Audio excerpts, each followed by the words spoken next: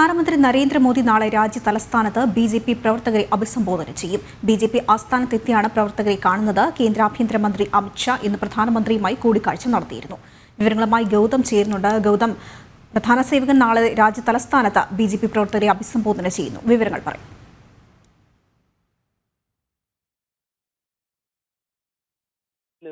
തൊട്ടു മുൻപായി, അതായത് ജൂൺ 4-നാണ് ഈ നിർണായക ലോക്സഭാ തെരഞ്ഞെടുപ്പിന്റെ ഫലം വന്നത്. തുടർച്ചയായ മൂന്നാം തവണയും തിളക്കമാർന്ന വിജയം നേടിയ ആ ദിവസം വൈകുന്നേരമാണ് അവസാനമായി പ്രധാനമന്ത്രി നരേന്ദ്രമോദി BJP ആസ്ഥാനത്ത് എത്തിയത്. അന്ന് അദ്ദേഹം പ്രവർത്തകരെ അഭിസംബോധന ചെയ്തിരുന്നു.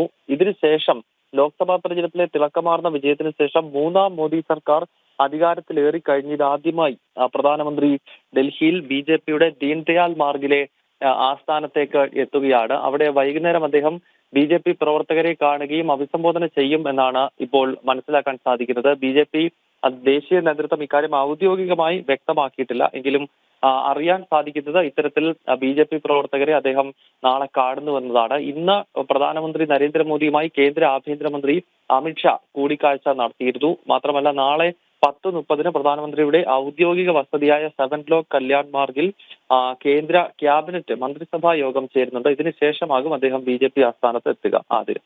ഗൗതം, കേന്ദ്ര ആഭ്യന്തരമന്ത്രി ഇന്ന് പ്രധാനമന്ത്രിയുമായി കൂടിക്കാഴ്ച നടത്തിയിരുന്നു. ഇതിന്റെ പശ്ചാത്തലത്തിൽ ആയിരിക്കുമോ പ്രധാനമായി നാളെ ഈ ഒരു അഭിസംബോധന നടത്തുന്നത്?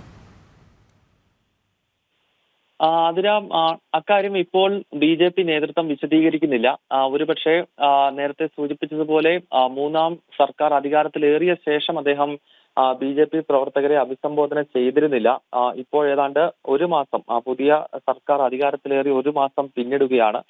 സ്വാഭാവികമായും സർക്കാർ ചെയ്യാൻ പോകുന്ന കാര്യങ്ങൾ ഏത് ദിശയിലൂടെ ആകണം ഈ സർക്കാരിന്റെ കാലഘട്ടം കടന്നു പോവുക, ഇക്കാര്യമൊക്കെ ആകാം അദ്ദേഹം വിശദീകരിക്കുന്നത്. മാത്രമല്ല BJPയിൽ സംഘടനാ തലത്തിൽ പുനഃസംഘടനയുടെ സമയമാണിത്. കാരണം JP നഡ്ഡയുടെ അധ്യക്ഷ സ്ഥാനത്തുള്ള കാലാവധി ഏതാണ്ട് പൂർത്തിയായിരിക്കുന്നു.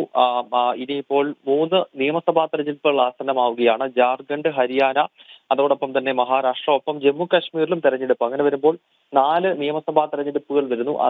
അതോടൊപ്പം തന്നെ BJPക്ക് അകത്ത് പുനഃസംഘടന സംബന്ധിച്ചുള്ള ചർച്ചകൾ നടക്കുന്നുണ്ട്. എന്തായാലും ഇന്നിപ്പോൾ ആഭ്യന്തരമന്ത്രി അമിത്ഷായുടെ ഇന്നത്തെ കൂടിക്കാഴ്ച BJP പുനഃസംഘടനയുമായി ബന്ധപ്പെട്ടാണ് പ്രധാനമന്ത്രിയെ കണ്ടത് എന്നാണ് നമുക്ക് മനസ്സിലാക്കാൻ സാധിക്കുന്നത്. ശരി, പ്രധാനമന്ത്രി നരേന്ദ്രമോദി നാളെ രാജ്യ തലസ്ഥാനത്ത് BJP പ്രവർത്തകരെ അഭിസംബോധന ചെയ്യും. BJP ആസ്ഥാനത്തെത്തിയാണ് പ്രവർത്തകരെ കാണുന്നത്. കേന്ദ്ര ആഭ്യന്തരമന്ത്രി അമിത്ഷാ ഇന്ന് പ്രധാനമന്ത്രിയുമായി കൂടിക്കാഴ്ച നടത്തിയിരുന്നു. വിവരങ്ങളാണ് ഗൗതം നൽകിയത്.